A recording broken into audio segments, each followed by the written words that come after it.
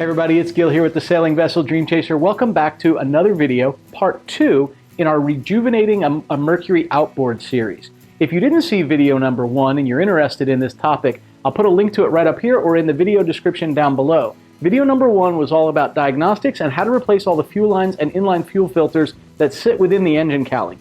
Video number 2 is all about rebuilding the carburetor. We'll go ahead and remove it, take the entire carburetor apart. We're going to clean every bit of it, every section of it, and then reassemble it and put it back on the engine and go ahead and get it fired up. Hope you enjoy this video. Okay, we're going to start right here on the side of the engine, and what we want to do is go ahead and remove this carburetor. So let me zoom in so we can get to all this work here. All right, let's identify some of the parts here. I'm going to go ahead and pull this little breather tube off. This just takes unburned fuel and emissions and puts it back into the air cleaner. This is my air cleaner, my air intake. Here goes into my carburetor. Right here is actually my choke right there, and you can see my throttle control is right here. So my choke plate, throttle plate, and the bowl is going to be right down here on the bottom. So what I want to do is remove a couple of things here. The first thing I want to do is I want to remove my my choke lever from back here. I'm going to pull it right off of this. Pretty easy. All I'm going to do is, you'll notice this little part right here. I'm going to push this down so I can pull the choke lever off, and I'm just going to set it up here out of the way. The next thing is we want to go ahead and get this control back here off of from my throttle. And what we want to do is, you can see it's a circle. We want to sort of twist that off of there. So I'm just going to go ahead and grab this and twist. There we go. We got that off of there. So I'm going to go ahead and pull this small tube off of here. What this is really for is if there's excess gas in the actual carburetor and it gets too much in there, whether you squeeze the prime bulb or you prime it on the front of this little bulb on the front of the engine, it pushes the fuel up out of the top of the carburetor, and that just drains down into the housing down here. You would see it land in the water if you did that. So I'm just going to go ahead and remove this, just so we don't have to do that later. I'm going to twist this back behind here just to get it out of the way. All right, so let's go ahead and remove my bolts, which are going to allow me to take this whole carburetor out of here. And this is a 10 millimeter, by the way. Gently turning that. Now that I got it loose, I'm going to go ahead and do the same over here on this side. There's only two bolts that hold this carburetor on. I'm just going to go finger loosening here. What you got to remember is, carburetor's aluminum, the bolts are steel, there's going to be some brass and bronze fittings on here. You want to remember that you just want to be careful that you don't damage any of these. All right, we've got this part out. I'm just going to take this and I'm going to remove the air intake. Now what we want to be careful of is there is a small spacer with a couple of gaskets right on this side here between the intake manifold and the carburetor. So I'm just going to hold my hand here in case it falls off of there. There's my spacer. It's held on pretty good. You'll notice I'm being a little bit gentle with this. There's still two more connections. My actual fuel line coming in and also my small primer bulb down here. So let's go ahead and get this one off of there first. Now I'm just manipulating the carburetor around. If I can get my nut driver right on the hose clamp, I can loosen this guy up and slide it down the fuel line to be able to get that off there. While I'm here, I'm also going to use this little clamp and I'm going to squeeze that. I'm probably going to get a little bit of gas. It's going to run down into the cowling. That's why I have a little bucket below the whole thing here. Let's go ahead and start with the fuel line, get that off of there.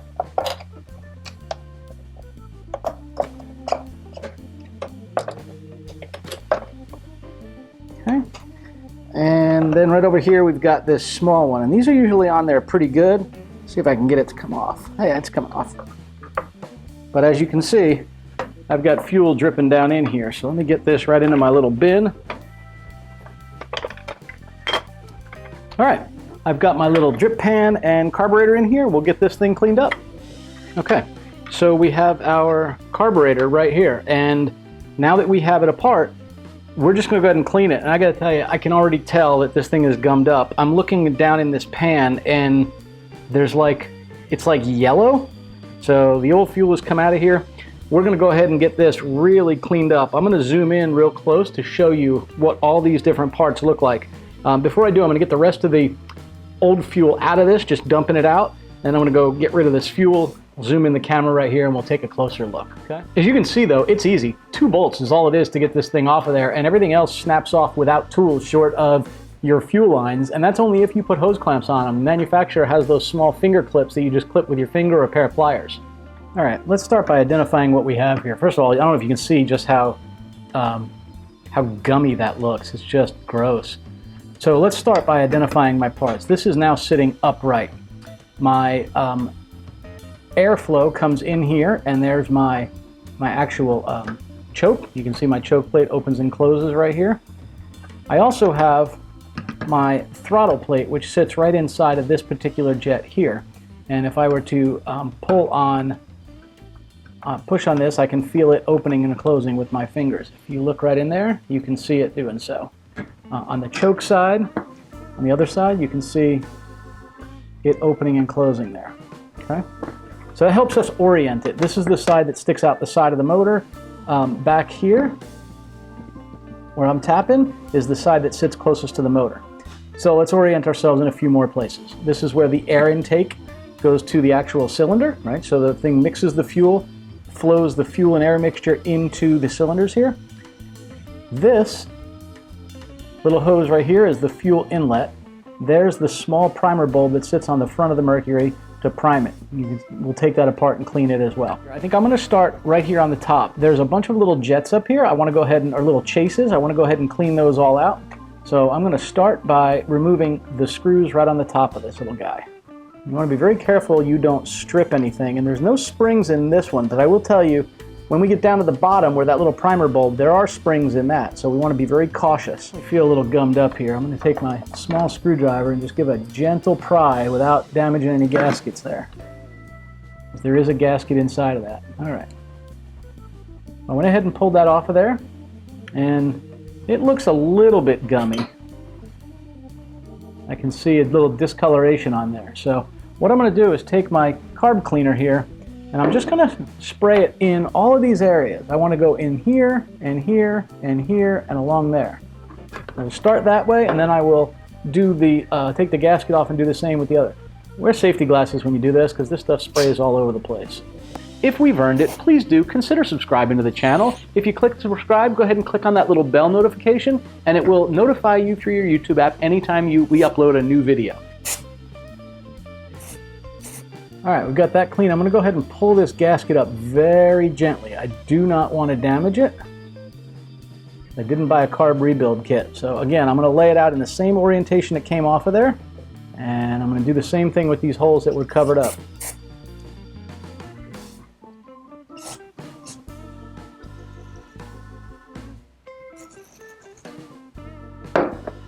My gasket looks like it's in pretty good shape. I'm going to clean my parts here.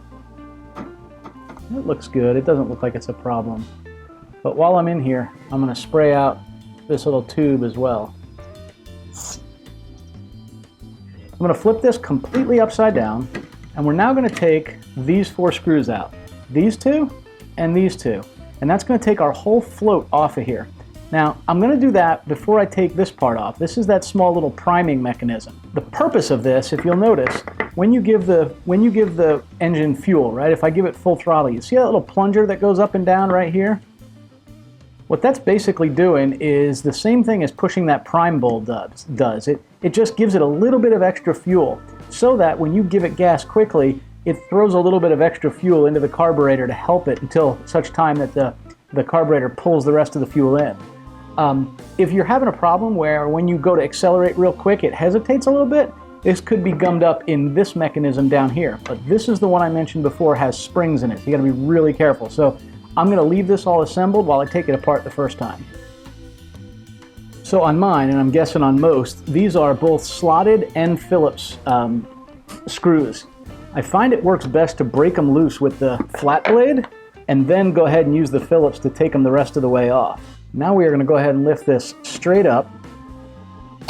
There we go. All right. Just going to gently lift this guy up.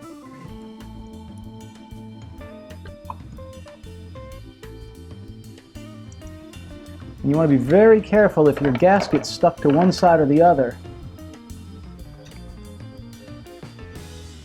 You want that gasket coming off of there. Yeah, look at that. Can you see how gummed up that is in there? Definitely a problem. I'm going to pull this gasket very gently off of here, and I'm going to soak this whole thing in a parts cleaner. That should not be that yellow color. That is, well, that is nasty. That's dried ethanol from sitting forever. You'll notice I'm going to very gently pull up on this gasket here. It's got a little seat that it goes into, and I want to be really cautious that we don't tear this, because I intend to try to reuse it.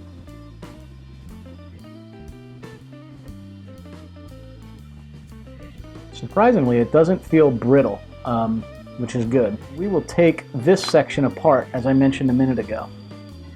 I'm keeping my thumb down on here to make sure that, my finger on it, to make sure that the springs stay in there.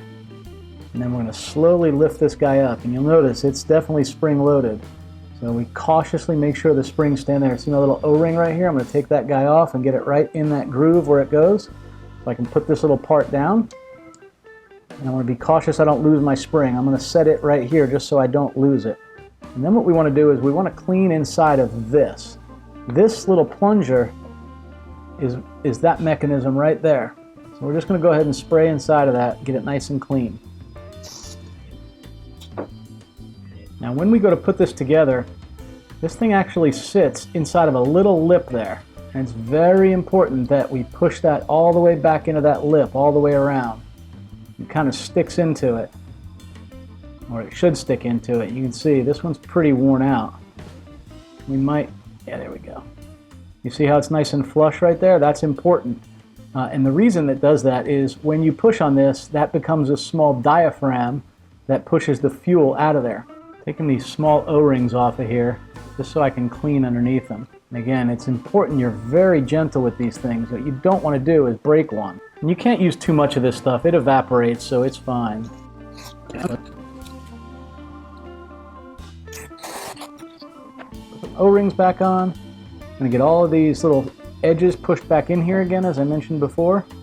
And kind of work your way all the way around it until they're all stuck in there. There you go. And this goes right down on there.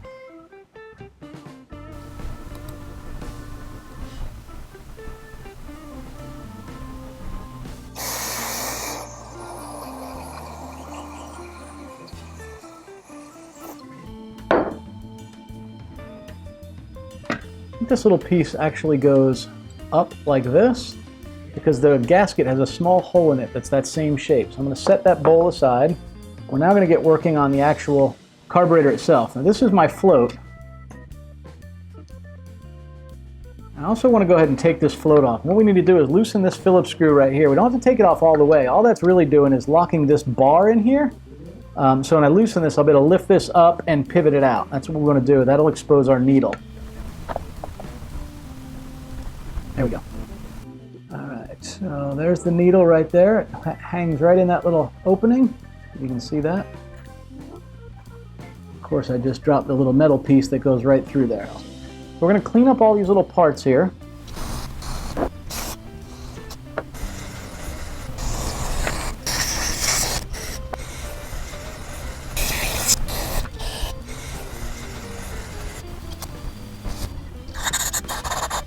Okay, so we have the carburetor fairly well apart. I think at this point I'm going to actually break out my Berryman's part soaker fluid. I'm going to put all this stuff in the basket. I'm going to set it in there.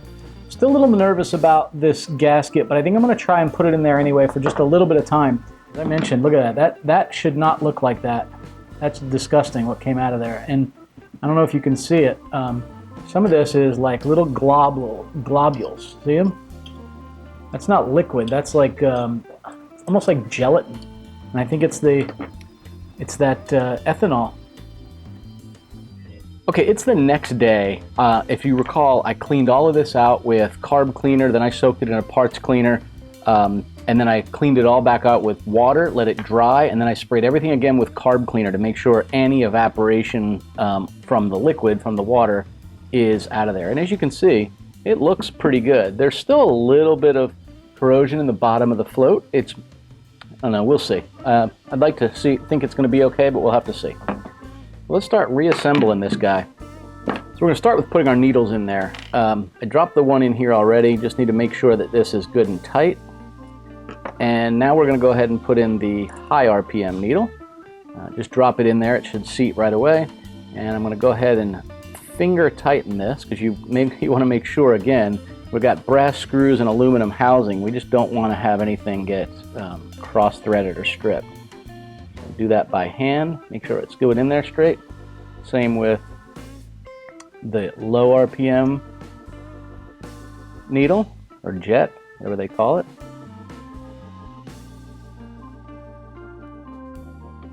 Okay, with the jets in, I now want to go ahead and put the float on. And if you'll recall, on our float we have this small needle right here, and I'm going to zoom into this. Make sure I don't lose this piece. There's a small groove right in here, and this needle fits right inside of that. I'm going to let it and it hangs there. I'm going to go ahead and loosen up this screw.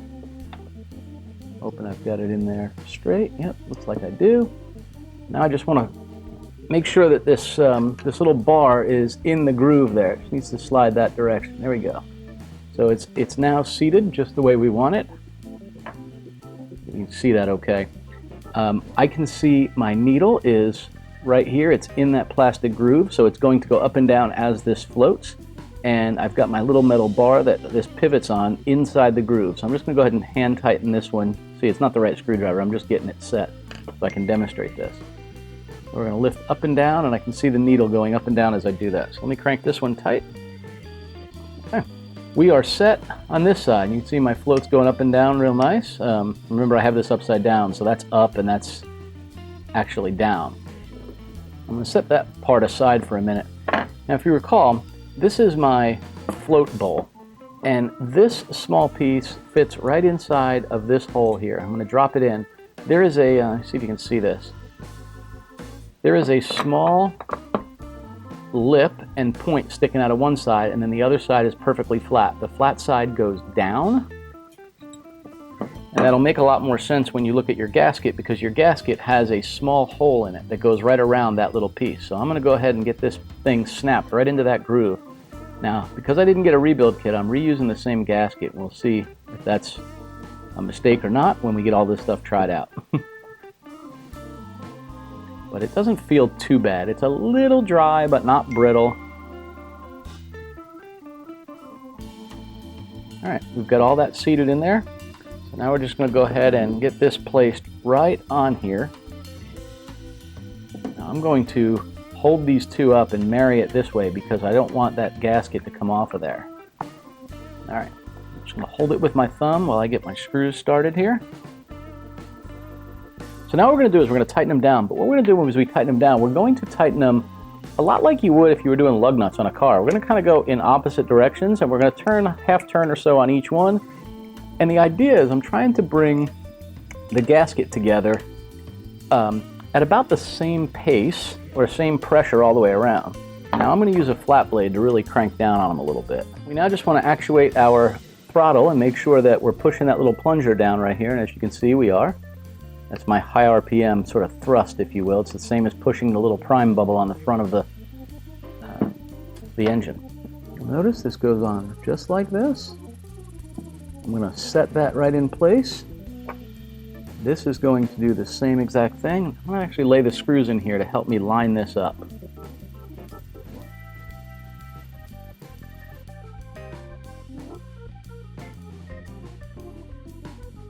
Okay, this feels pretty good.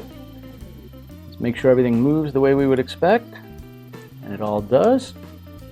So the next thing to do is going to be to line up our gaskets, which go right on here. Two bolts will go right through the carburetor body, through the gasket, through the spacer, through the other gasket, and thread into the actual intake manifold. Let's go ahead and get this thing put on there. If you remember, we have our main fuel line input here. We have our little primer bulb here, and we have our choke lever right here. I'm going to lift up the choke lever to just get it out of the way for now. And let's see, let's start by getting these little tubes on here. I'm going to start with this little one just because it's going to be the hardest to get in afterwards. attach it, just pushing it right on there, and then we've got these little tiny clips here. So I'm gonna run this little clip right up here. And that is on. Now we're gonna do the same with our fuel line here. It's maybe a little bit harder to see from the angle you guys are at. I'm just getting this lined up, and I'm going to expose the screws just a little bit so that I can get the gasket and the spacer on here. I'm going to start with the gasket only, just because it's easier to get that small amount in there. I'm trying to do this where I can allow you to continue to see too. It makes it a little bit more tricky. All right, they're both lined up. So now we're just going to go ahead and line it up as well with the intake manifold. Again, we do not want to do anything roughly with this. We want to do everything very lightly, hand tight in the beginning. So I'm using my socket wrench here.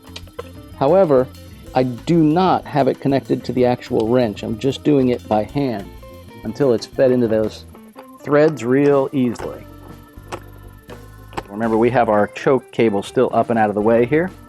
If you recall, the way we did this was we cranked this around until this little guy was lined up in a spot where we could get to it fairly easily. So I'm going to put that right about there, and then we're going to, just like we did before, we're going to pop the top on first and then twist it down.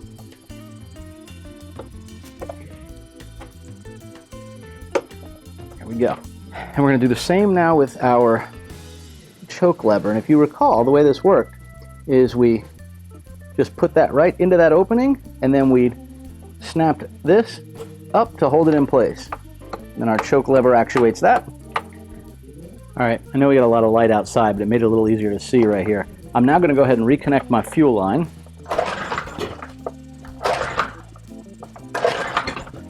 Hi everybody, thank you so much for sticking around. I know this video was longer than most, but I really wanted to do this justice and show every single step of the rebuilding the carburetor. So I hope you found this video useful. Thanks everybody, safe sailing, and we'll see you next Friday.